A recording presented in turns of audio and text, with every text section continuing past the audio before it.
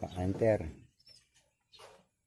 Ibirahin po natin yung tilapia sa pamamagitan ng pilit lang po. Tingnan natin kung po, tumalog po. Ayan po, puting-puti siya. Pilit po yan ha, mga ka-hunter. Nahulo, ayan no. Puting-puti po siya mga ka-hunter. Dahil mababaw po rito, binirak po ng pilit.